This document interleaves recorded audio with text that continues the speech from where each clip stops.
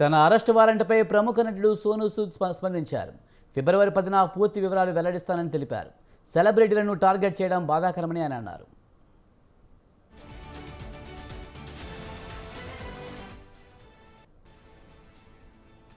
కాగా మోసం కేసులో వాంగ్మూలం ఇవ్వడానికి రాకపోవడంతో పంజాబ్లోని లూధియానా కోర్టు నటుడు సోనూ సూద్కు అరెస్టు వారెంట్ జారీ చేసింది. ముంబైలోని అంధేరి వెస్ట్లో ఉన్న ఓషివారా పోలీస్ స్టేషన్కు Ludhiana judicial magistrate Ramanpreet Kaur warrant జారీ చేశారు. సోనూ సూద్ను అరెస్ట్ చేసి కోర్టులో ప్రవేశపెట్టాలని ఉత్తర్వుల్లో పేర్కొన్నారు.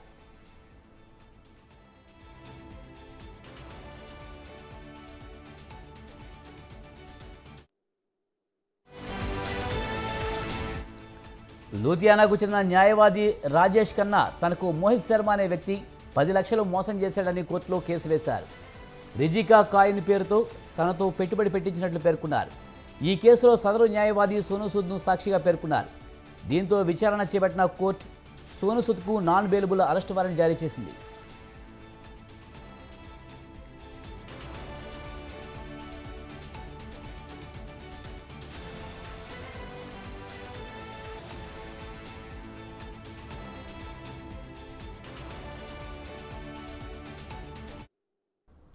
సోనూ సూద్కు పలుమార్లు సమన్లు పంపించినప్పటికీ అతను హాజరు కాలేదు.